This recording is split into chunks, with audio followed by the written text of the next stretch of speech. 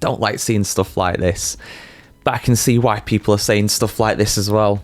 Apparently the Italians, the Italian media, the press, the people, they're all giving up on Lewis Hamilton. They are losing faith in the 7-time world champion, the most successful man in the history of Formula One. They are not thinking that he is the guy to take this team forward, to propel them to championship winning ways. And the first time in 17 years since he himself stopped Felipe Massa winning the Drivers' Championship in 2008. Obviously, Ferrari did win the Constructors that year, but yeah, no driver has done that since Kimi Räikkönen back in 2007. What a guy. But yeah, I don't like to see stuff like this. I'm recording this just after the Saudi Arabian Grand Prix. This article was written just before the Saudi Arabian Grand Prix, and unfortunately, it's not really kind of strengthened the argument saying that Hamilton is worth it and Hamilton is the right man for Ferrari. Now, I'm not for 1 second suggesting that he's not.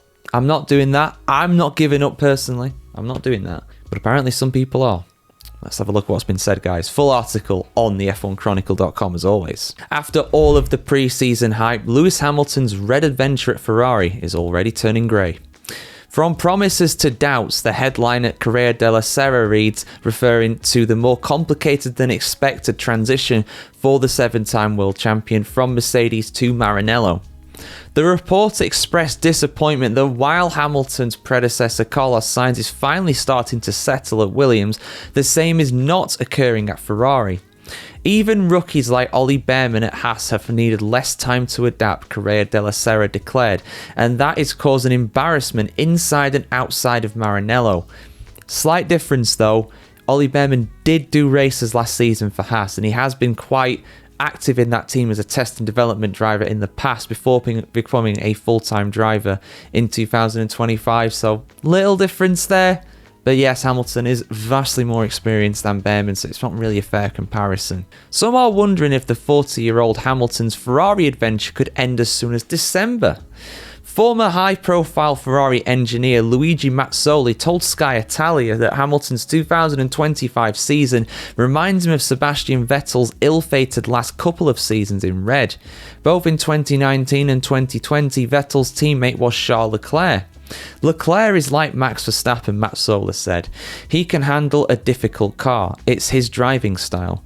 Vettel, now retired, is actually in Saudi Arabia this weekend and he is defending the struggling Hamilton.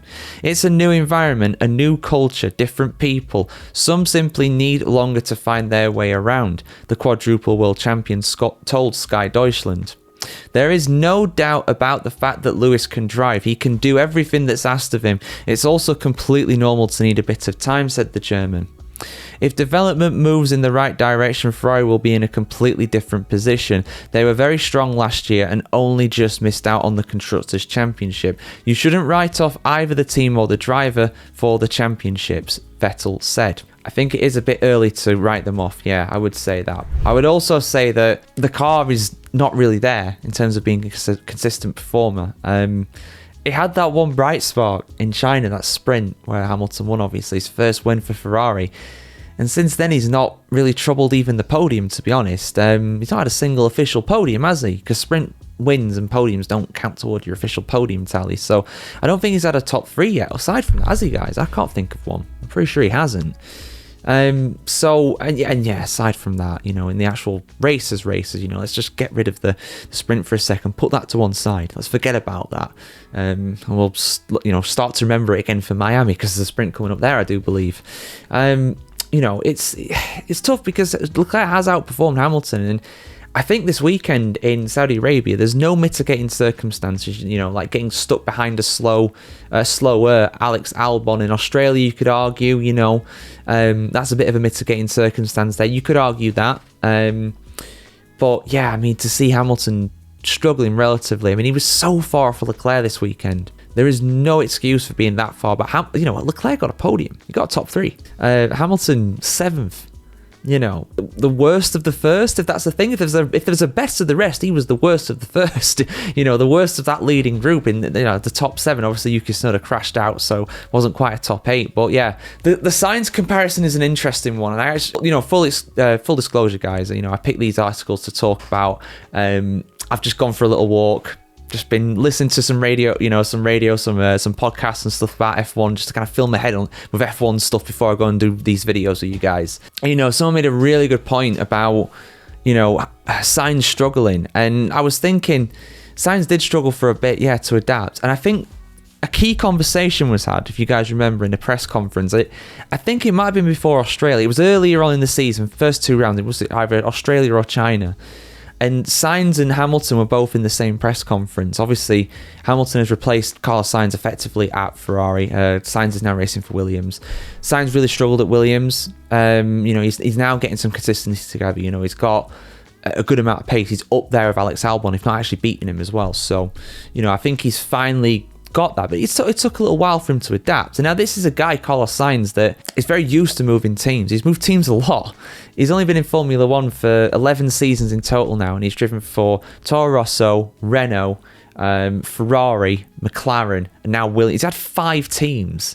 So the average time he spends at these teams is just a tiny bit over 2 seasons on average. So this is a guy that's used to, racing for different teams. And he said that the way that Ferrari approach, I'm sure every team has their own way of doing things. There'll be some things that are unique, for good, for better or worse, there will be. But the way they were talking about Ferrari and how different they do everything, the way they have I can't remember what it was. It was some sort of data thing, some sort of analysis thing.